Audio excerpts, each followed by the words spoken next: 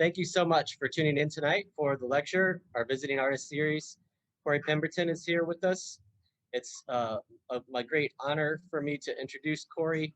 He was part of our Studio Assistantship program in 2012 and has gone on to do some really incredible things around the world since then.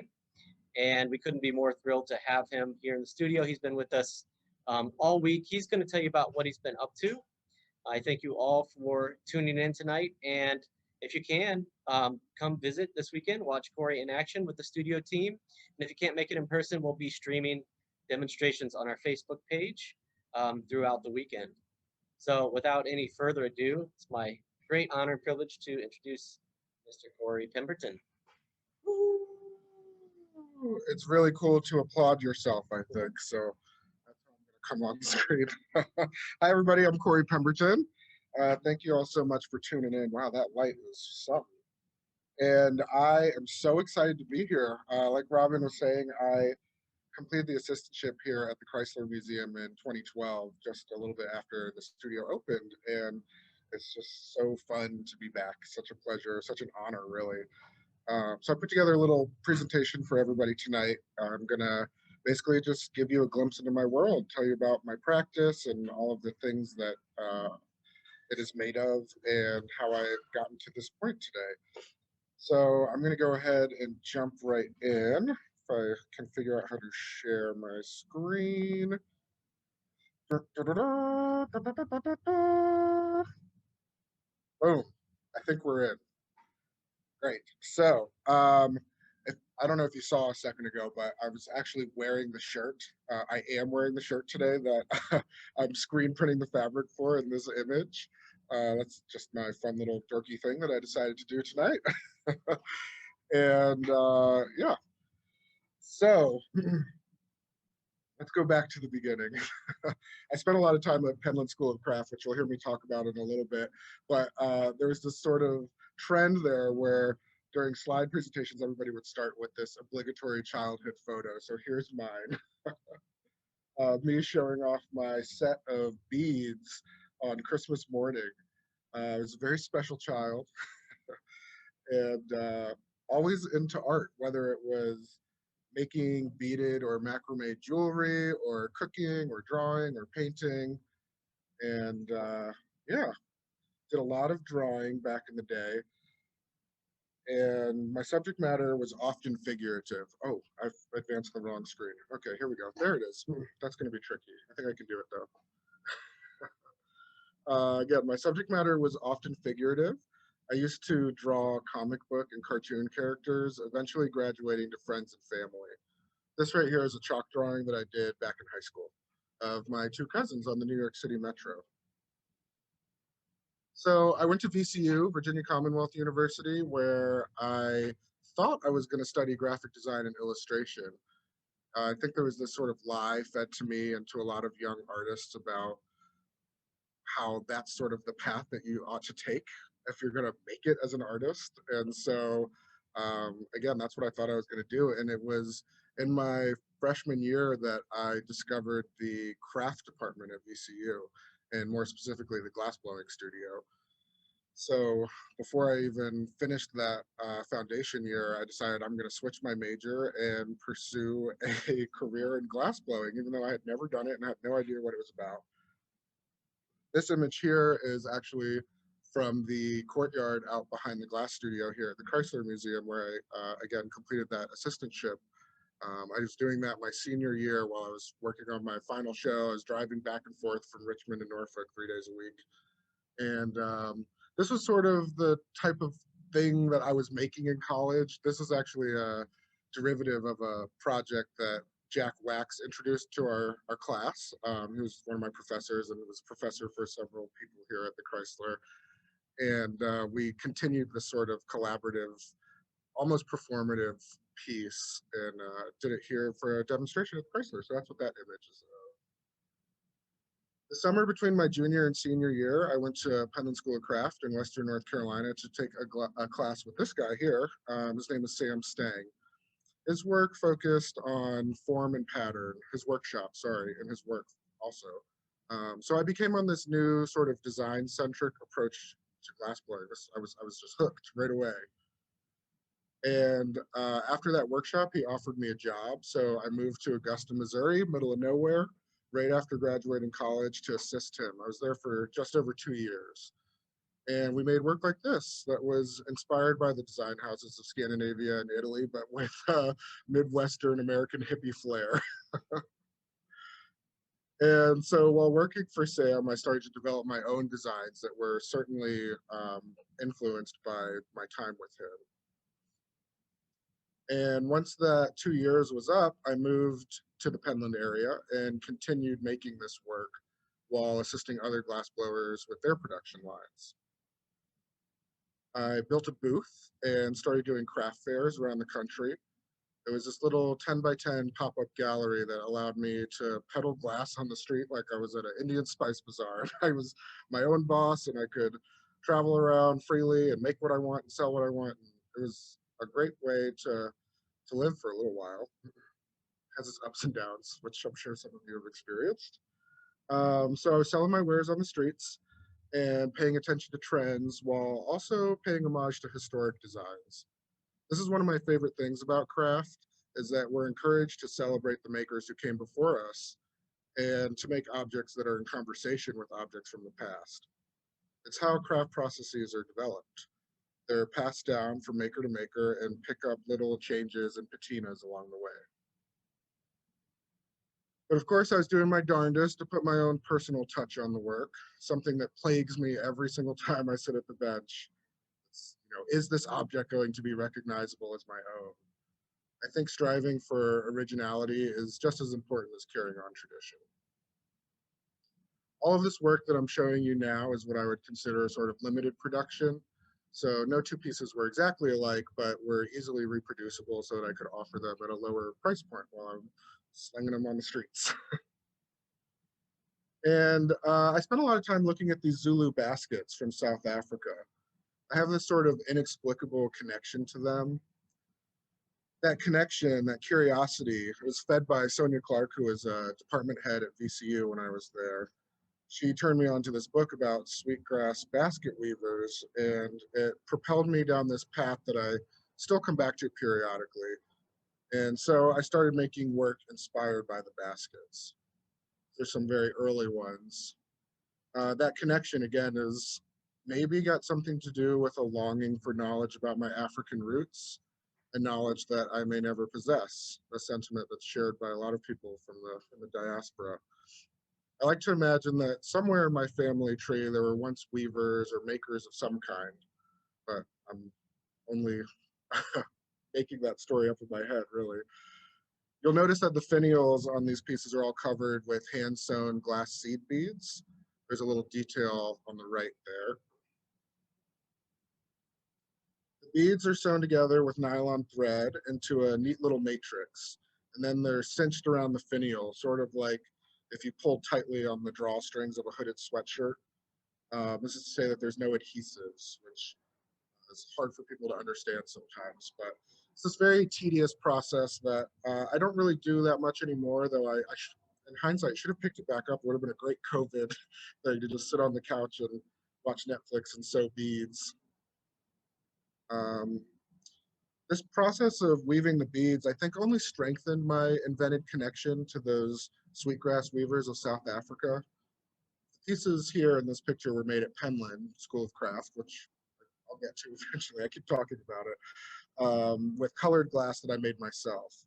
A process that I and most glassmakers don't typically bother with because of the time and resources it requires. But there at Penland, they've got a dedicated color furnace where I learned to mix different colors and charge and melt them myself. So that was a lot of fun. This work is a bit more unique than that earlier production work I was showing you, and started to help me develop my voice as an artist.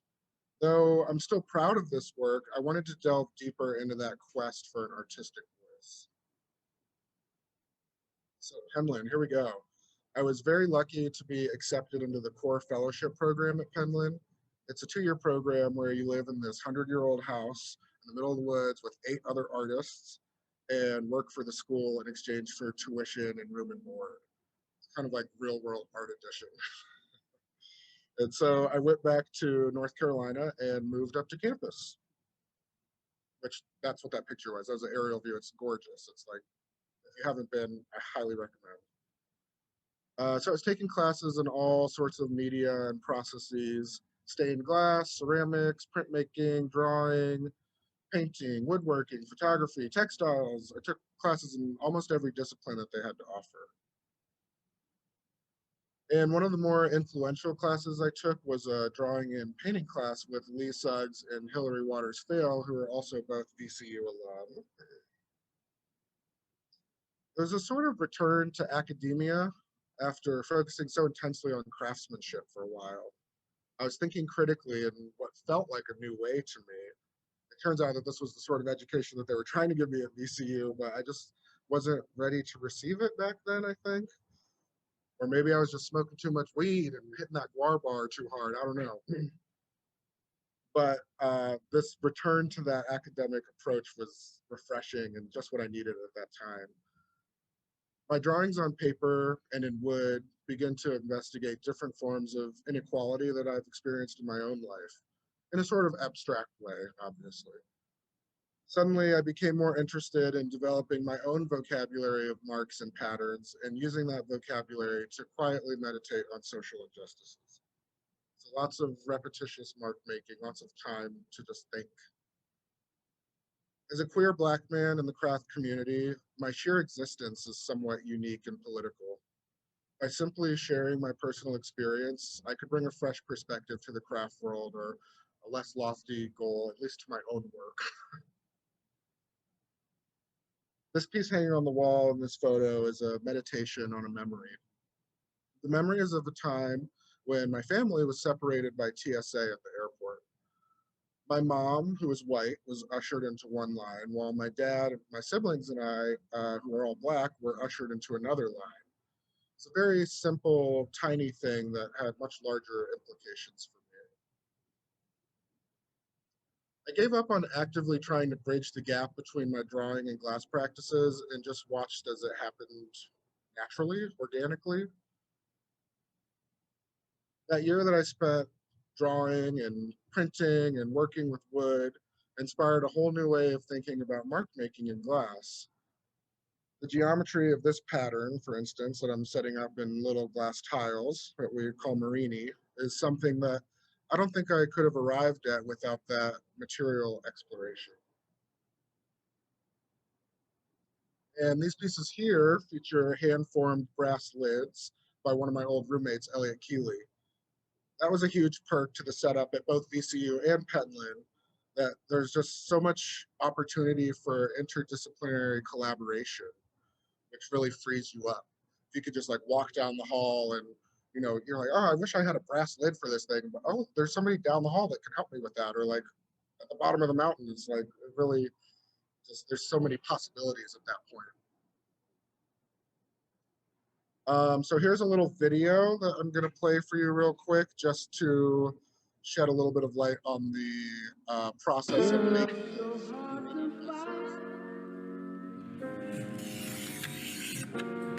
So I start with this sheet glass, fabricated sheet glass, cut it,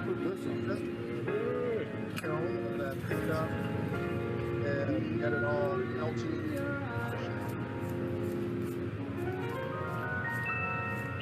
I'll just shut up and let this play. It'll explain itself. Every night it's there for you. It's constant. Unlike these human beings who lie about what it seems to be. You think the earth is where you stand. You're in the palm of someone's hand. And that's why I love the moon. Cause it's always This is what we've been doing. I can't shut up. This is what we've been doing the last few years here at Chrysler. A lot of it is prep work, pulling cane, pulling marine, and we'll eventually get used. cause it's always there for We me. made one today, we made several more tomorrow. Every single night I look outside. Once that rod is It's right there for me off, I then and chop in my it into mind. little tiles. And that's why I love you, yeah. Because people can consume my love in the wrong way. So I send it up and night and night and night. So all the tiles are all set up on the stone shelf. And You think you then found it, you know it's in your eyes, it blinds. Be careful where you look for love. Just be careful where you look for love. Real love's so hard to find. Just when you think you found it, the illusions in your eyes, it blinds us all. So be careful where you look for love. Just be careful where you look for love. now I got a little bit of gas on the end of the blow pipe. Yo, that's why I let the moon shine. Cause through the time I make confused, I had a And stuck in between what wasn't and what could be the truth. High. You see, it's no James dropping, we learn to maintain. Loving it, how could anybody else prepare when they brainwash us and watch us every time we make exchanges? Slaves locked in a box and use our minds just to escape all the same shit. I'm tired of the pain, love is blind to the flame. That's why I look up, never hide behind the skies in the rain. Promises cooked up, exercise and don't deny you the pain. That's why I look for ways to find whatever lies in the rain. Shit changed. I don't blame my father for lamping, I believe that helped. What I'm trying to grow is just still trying to grow as myself. So understand it when I'm stranded, taking chances, now I need that full. Flat on my back, cause just relax and keep your seat back. Cause when you think, that's when you let time run and escape with your mind, loving, that's what you think. So what you think? If love was easy to find, we wouldn't need it to complete our lives. So Peace to the moon, peace to stars, peace to Saturn, and peace to Mars. you all right?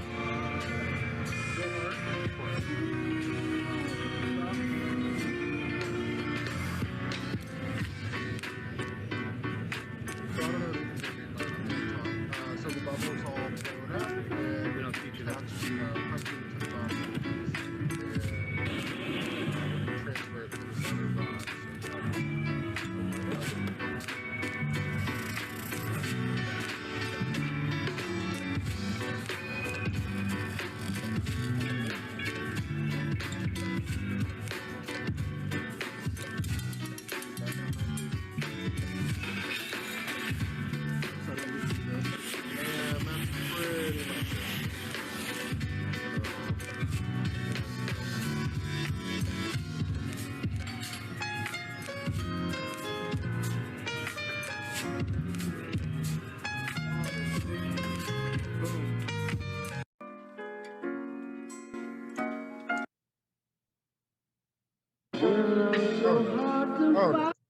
Oh, okay.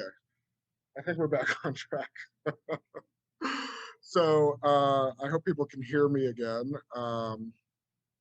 You'd think after a year and a half of Zooming that I would be better at this, but we're getting there. So this is a group shot of some of those vessels. These are ones that I've made more recently, again with those brass lids, and it might be hard to tell in this image, but the surface of all of those pieces is heavily carved, not just for the texture, but it really helps with the pattern as well, to clean up the lines. They get a little bit smeary when it gets super hot, so it just brings it back to a crisper place where you can see everything better.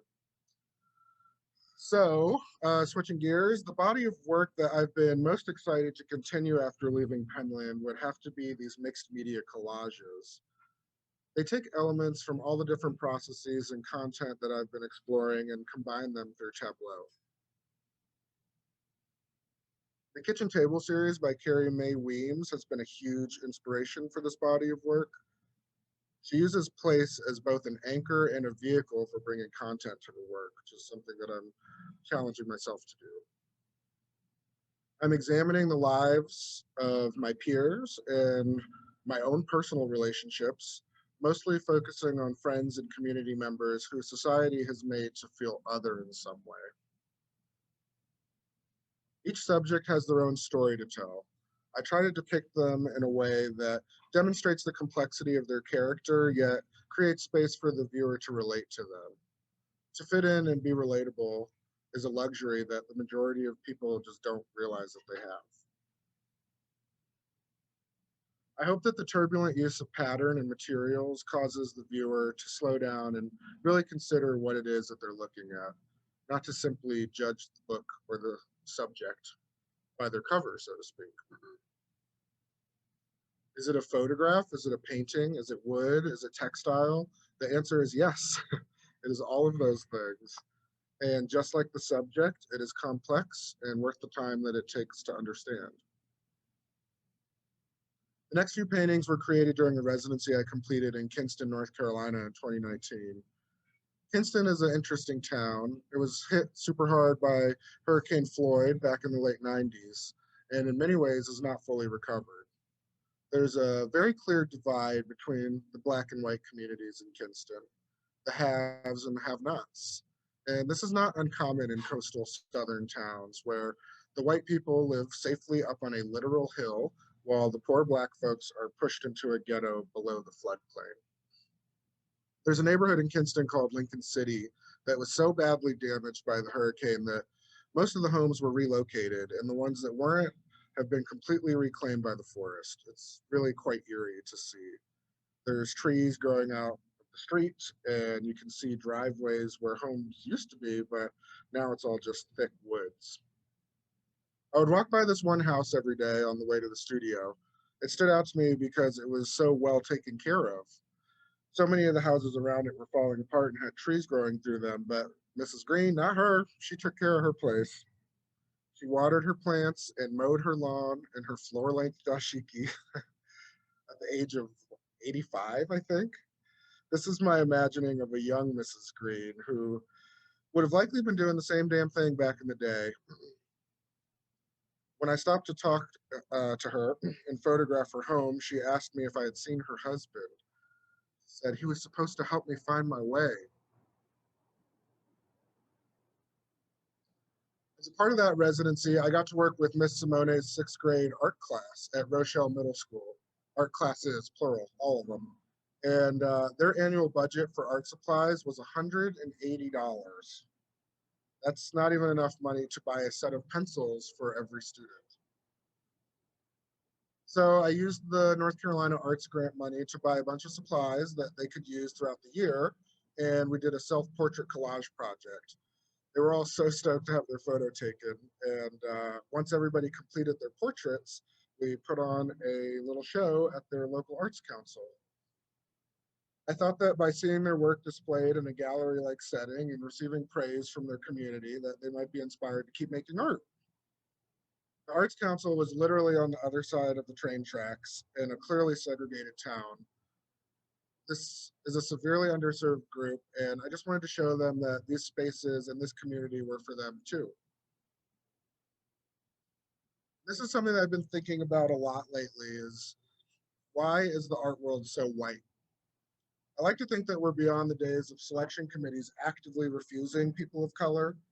And so they must just not be getting so many applicants of color for things like exhibitions, residencies, workshops, professional positions. And so then the issues must be related to awareness and accessibility. And within that is the idea of representation. These kids are just more likely to see themselves in a person who looks like them, and thus see opportunities in our field as accessible and achievable for them. So I've been having these types of discussions with friends for years, but it wasn't until I met this woman here, Annie Evelyn, that I was inspired to try and do something about it. The glaring lack of racial and ethnic diversity in our field. This photo was taken at Mardi Gras in 2016. It was that night during a particularly impassioned discussion about race and representation that we decided we were going to stop talking about it and be about it. So we wanted to start an organization, and we wanted it to be run by artists who wanted to change the demographics of their community to more accurately represent those of our nation. Annie and I had both been to Penland in multiple capacities. We identified the craft school experience as a transformative one and a viable pathway into the field. We were brainstorming ways to increase awareness and accessibility to workshops at schools like Penland within the Black and Brown community. And Annie came up with this brilliant idea that we should just partner with youth arts organizations. Enter Yaya, the dynamic youth arts organization based in New Orleans. Annie was living in New Orleans after her residency and was able to form a relationship with Yaya. They've been doing the work to bring arts education to underserved communities for years and already have a large and diverse student body that could benefit from being connected to the craft school experience. So that's what we'll do. We'll just serve as a bridge and connect youth arts organizations to craft schools. Simple yet effective, we think. And we'll call it Crafting the Future, which is better than our first idea, which was to call it Black Craft, which if you Google Black Craft, it gets you to some sort of like witchcrafty thing. So Crafting the Future it shall be. In 2019, I think that's wrong, 2018, we raised $8,000 through a Kickstarter campaign to send 2 students from Yaya to Penland. This would fully fund their tuition, room and board, travel, and provide them with a stipend to cover materials and whatever else they might need to make it happen. We just wanted to eliminate as many barriers as we could. So, I mean, a lot of people can't afford to just go and do this. They might have a household income that they have to contribute to. So we want to make sure that when we send a student to a craft school experience, we pad their pockets enough that if they got to give some money to mom to make it happen, they can do that. So here's Shanti Broom. She took a class in the Iron Studio, something that was totally new and unfamiliar to her. And Tyreek Conneller, pictured here, took a class in the painting studio. This was both of their first time being away from home with such independence and such an immersive environment. And when they returned to New Orleans, we received reports that their Yaya instructors had noticed a major shift in their creative drive. They actually ended up extending studio hours at Yaya so that the students could work longer days into the night like they do at Penland. I thought that was pretty cool. So as we're putting all this into motion, I've just wrapped up the fellowship at Penland and then the residency in Kinston, and now I'm dying to get out of this small town of North Carolina after living there for 6 years as the token Black person and the token gay. And so I pack everything up and I moved to Los Angeles on a quest for diversity and sunshine. And I found those things and much, much more. I lucked into a position at 141 Penn Studios working for Joe Cariotti and the LA Glass Center. So this is our small but mighty team over there. Joe makes these lovely blown glass bottles and decanters. My job there was, up until 2 weeks ago, the starter. So I would apply the color, encase it in clear glass, and then pass the bubble off to the next bench to be shaped and finished. It's a lot of fun, and it was allowing me to sort of keep my hands in the material, even if I wasn't going to be making my own glasswork. I even had this little 12 by 12 painting studio within the glass studio, but I outgrew that and ended up moving into this space in downtown LA in the fashion district. I was tired of like being hot and sweaty and then going to paint and then finding that everything in my studio was covered in batch and like glass dust. And not that downtown LA is much cleaner than a glass studio, but you're only seeing half of the space here. The other half is shared with a weaver, which, strange, funny story. I put an ad on Craigslist looking for a studio mate, and literally the only person who responded was a weaver. I'm just like, what? Like, what a small world. Like most people probably don't even know weavers. Like, I'm just moved from a school that was founded on weaving. Anyways, I digress. So these next few images are pieces that I created since moving to LA. This one here is called She Was Raised White. I'm often just kicking back and relaxing with friends when I see a moment that needs to be captured. Liv and I were winding down after work one night, drinking some wine and just talking, and we're both mixed race and relate on a lot of different things, but I had never heard someone put this one thing that I think I was subconsciously ashamed of to words. She describes herself as being raised white, which, unless you're biracial or mixed race, I don't think you can fully understand that, but it's this like strange space to live in where you don't feel a sense of belonging to either sides of yourself at times. Anyways, tomorrow will be just as long. This image depicts Cedric and TJ in a loving and comforting moment on the couch after a long day, whiskey in hand. I was thinking about the idea of the Black American having to work twice as hard to get half as far as their white counterparts in our society. It's just something that you know and accept as a person of color in America. And while you might not be shit out in the world, you can still be a king or a queen in your own home. The spaces I create in my paintings are typically modeled after real life spaces like this one, which is set in my dining room in Crenshaw.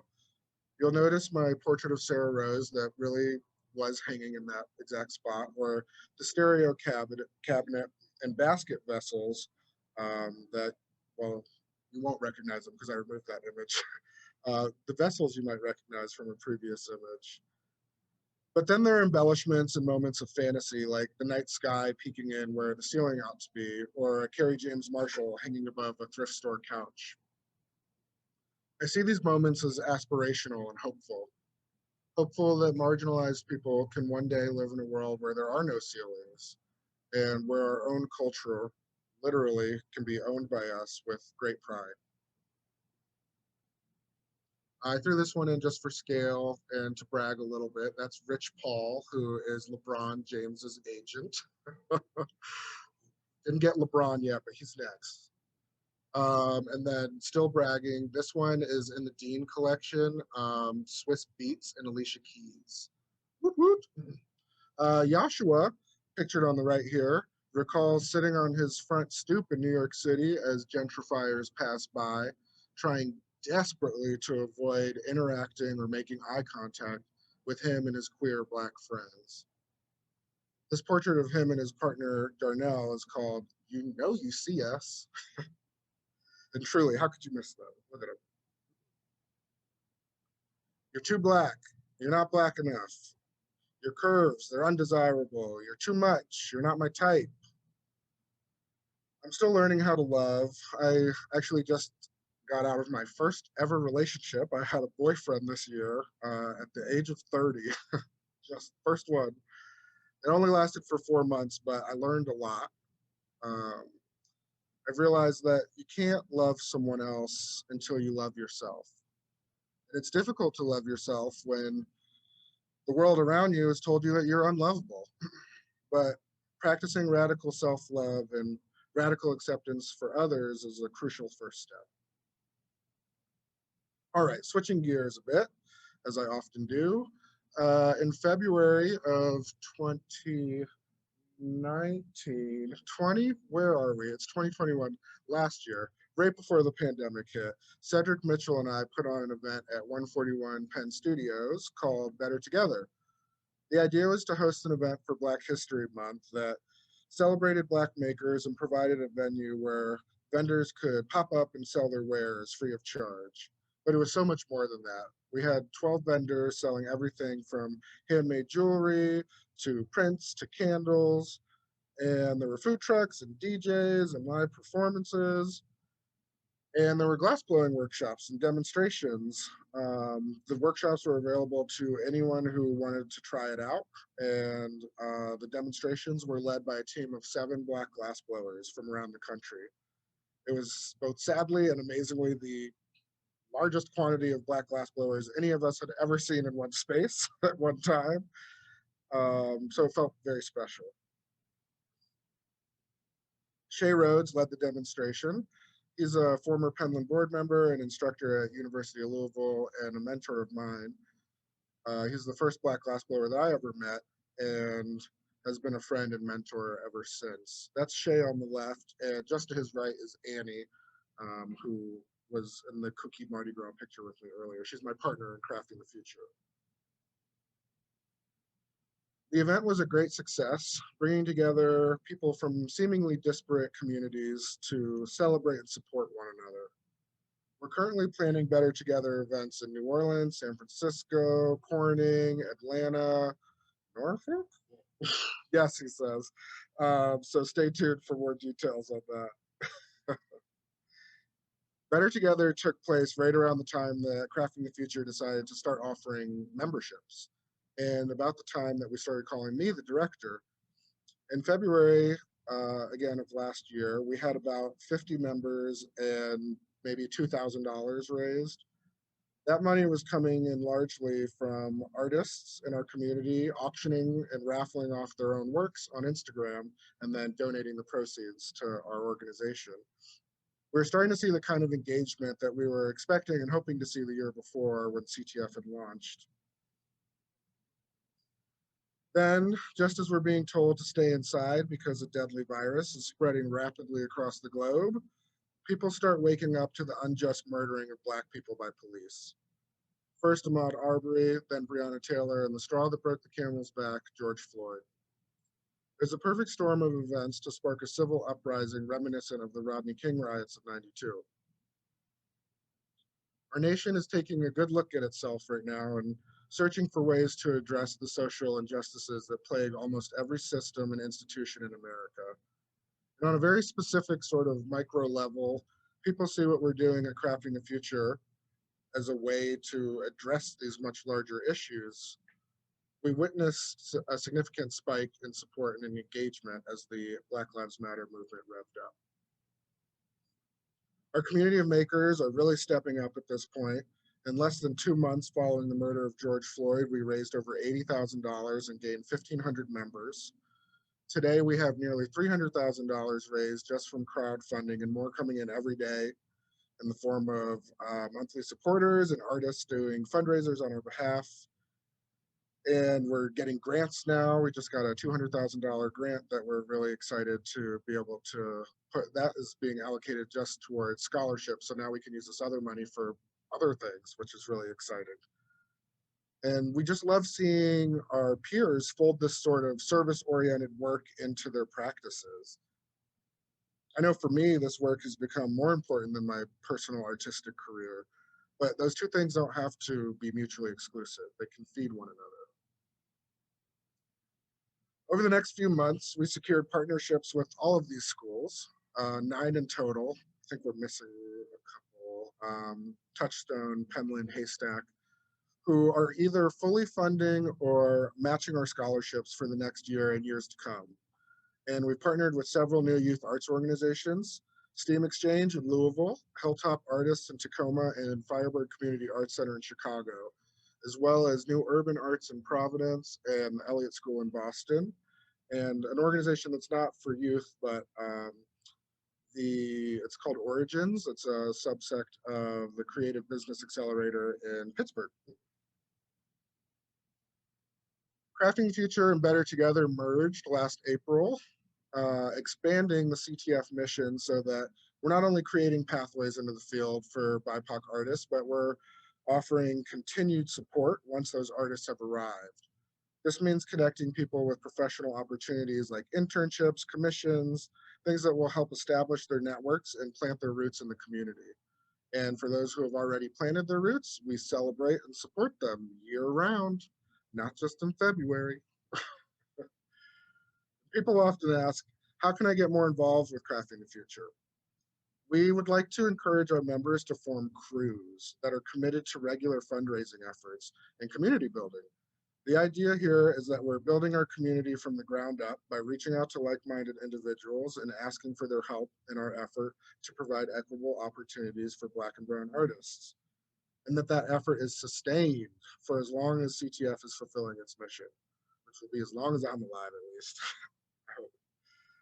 This screenshot here was taken during a Zoom meeting with the Penland crew. These are founding members of Crafting the Future who have committed to regular fundraising. Our fundraiser, our very first one, was a huge success. It was called Postmarked, and we asked members to create 4x6 postcard-sized works of art and mail them to us at Penland for an online exhibition and sale. All proceeds went towards an endowment at Penland, so that every year we would already have a scholarship in place without having to raise another cent. We received over 400 submissions and sold out of every single one. And we want to see more people doing creative fundraisers like this. So if you're interested in forming a crew, of your own to do fundraisers like this one. You can perhaps form a Chrysler crew. I'm looking at a couple of people who actually aren't here. Never mind, there's no one in this room, just me. And if you are interested in something like that, there's a submission form for that, as well as for joining the network or exhibiting at a Better Together event on our website, craftingthefuture.org. And we got tons of exciting things on the horizon. Even though COVID has made it so a few of our partnering schools will have to suspend in-person programming again this year, we're still coming up with new ways to support students and working artists. And we're actually sending like 30 students out this year. So several things like new internship programs in the works between major institutions and our youth arts partners and renowned studio artists, as well as residencies, virtual programming, and much more. If you become a member, you'll stay in the loop with a little monthly newsletter that I put out. I think we're going to switch to doing it like semi-monthly, bi-monthly. What's it called? That one. So we also recently acquired a new space. This is a shitty little video that I took myself the other day. So this space that you're in right now is it's like 900 square feet, and we'll split it between 2 resident artists. That's a little office for Cedric to do his stuff. That's gonna be my painting studio. That's my Crafting the Future office. And wow, that video was so fast that it wasn't even helpful. But luckily, there's oh, there it goes again. Oh shoot. I don't know how to give me a second. I'll figure this out, I swear. Hey, there we go. So there's a shot of my painting studio, which is a major upgrade from the last place. And just on the other side of that wall on the right is the resident artist space, which there's nothing in right now. So there's nothing to look at yet. But I'm meeting with a couple of candidates for that residency as soon as I get back. Here's a little video. I'm going to mute it. I don't know. I work a lot with marginalized people, people who have been othered by society for one reason or another, whether it's the color of their skin or their sexual orientation or their socioeconomic status.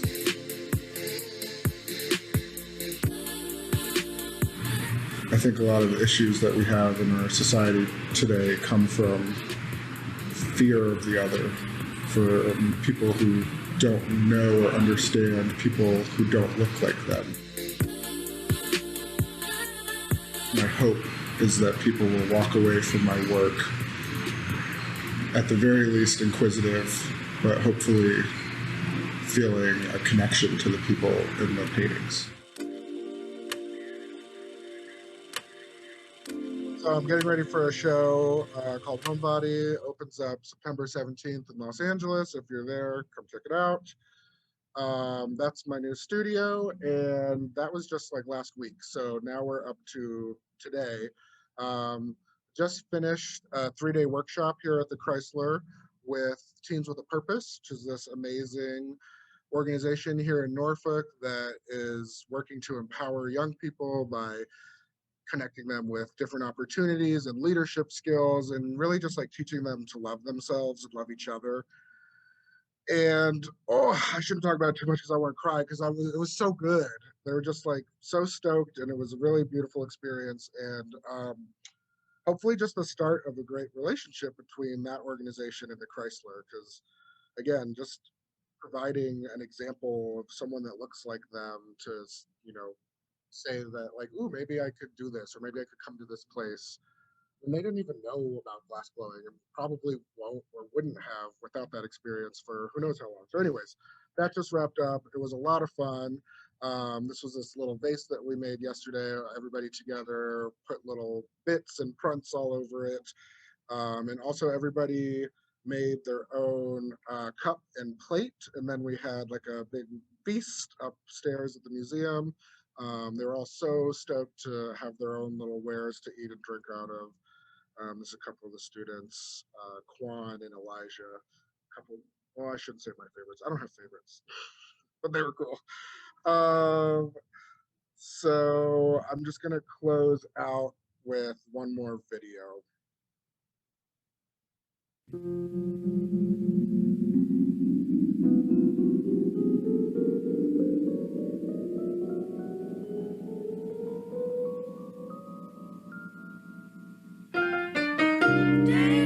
and I'm thinking of you. Daydreaming and I'm thinking of you. A bit masochistic sometimes. Like, why do I keep doing this? It's so hard, it's so hot, it's so dirty, but I love it. It's like the first time I saw somebody blowing glass, I was like, I have to do that.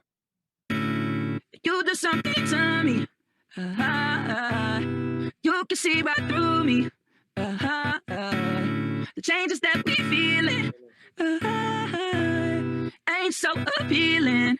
Ooh. Ever since I came to your place, I've been feeling down, down, down. You make me feel so competitive. All of my friends, all my relatives, I wanna be there for you.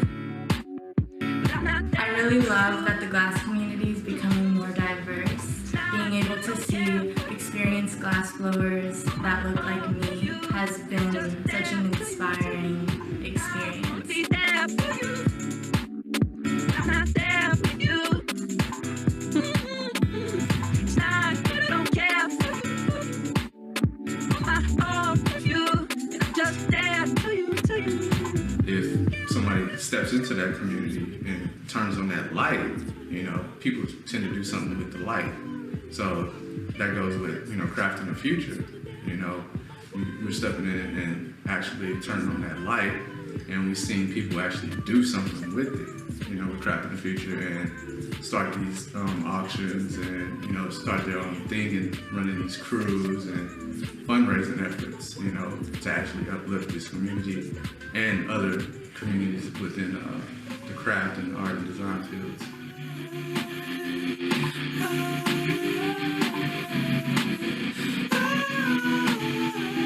Crafting the future is stepping up and actually exposing and providing opportunities for people to get exposed to these different crafts and actually find a viable career path in these fields.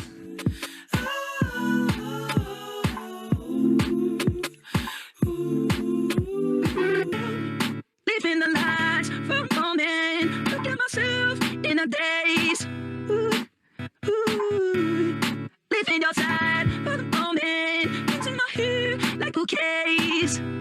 I wanna be there for you. But I'm not there for you. It's not that I don't care for you. This is a very inclusive and welcoming community. There are hurdles when you think about how do I get into craft. The hurdle will never be the people. We're always going to have our arms open, ready to receive new family members.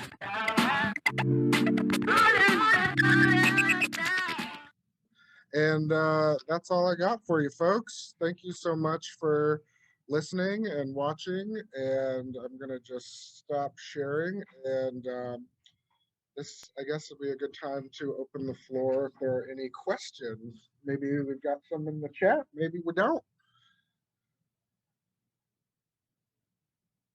Oh, sure. So there's a question in the chat about the size and scale of my work. So it varies. If we're talking about the glass stuff that I make, I work in like a sort of like this size range. I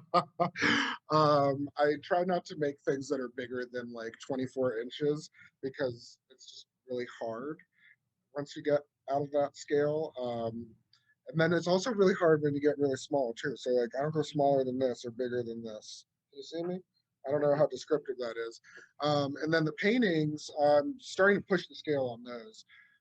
So some of the ones that you saw were in this like 36 to 48 inch range, all the way up to 60 by 72. So there's some larger like 5 by 6 foot paintings. And I should, waiting for me when I get home, have some like 8 foot canvases that I'm really excited to work on. Yeah, so thank you for that question. Cool. Any other questions? This Corey have a website? Oh, look, and you put it in there already. Great, fabulous. Yeah, so my website, CoreyPemberton.com, on Instagram at Instant Glassic. Very stupid, I know, but I'm gonna hold on to it for as long as I can. And craftingthefuture.org. And on Instagram, we are at crafting_the_future. And again, I would encourage you all, if you're not already members, to go join up. Any donation, $5 or 5,000, gets you the same perks, and the more the merrier.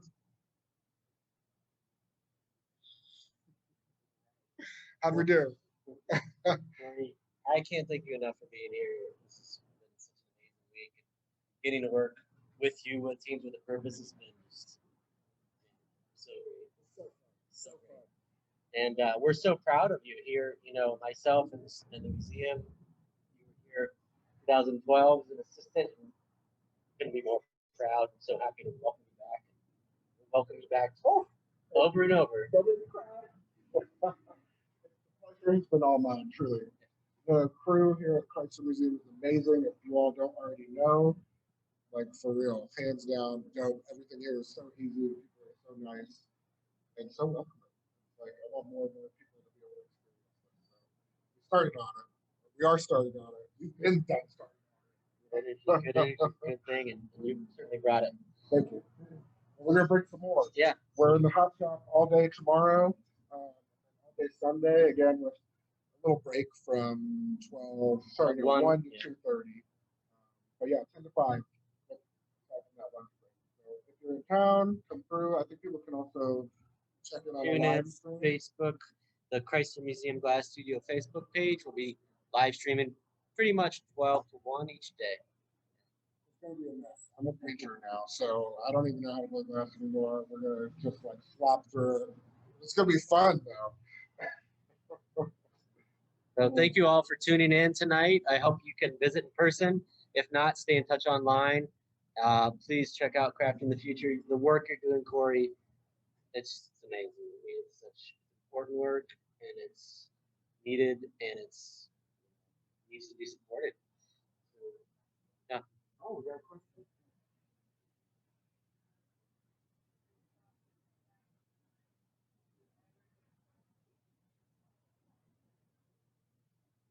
Where Choosing. is that? Okay, it seems that your interest really is crossed between crafts and drawing. Oh, child, yes. Everybody's got an opinion, and I refuse to choose one. I mean, like I was saying earlier, I really do think that those practices inform one another. And I am conflicted myself at times about like, does it make sense that all of these things are happening and coinciding? And I was actually talking with somebody the other day at the museum about this, and my feeling at the end of the day is that like it all came out of me, so like it's all connected, and that's evident if you really look at the work. And it's all good work. It's all good work. No, it's all good work. The glass things, it's all powerful. It's all, yeah. I mean, my vote is keep doing it. Keep doing it all. Why not? Yeah. Yeah, I mean, I have gotten to a point, unfortunately, recently where something just had to give in terms of like what my daily practice looked like. And so I did step away from that glass blowing job to make more time for painting and for crafting the future. But that's not to say that I'm not going to blow glass anymore. I just won't do it for someone else. Unless somebody asks me to. That I know, of course. But yeah, I think that answers that question. Thank you for that question. And if there's no more questions, then maybe we'll go ahead and sign off. Thank you all. Thanks for tuning in, everybody. Have a great evening and a great weekend.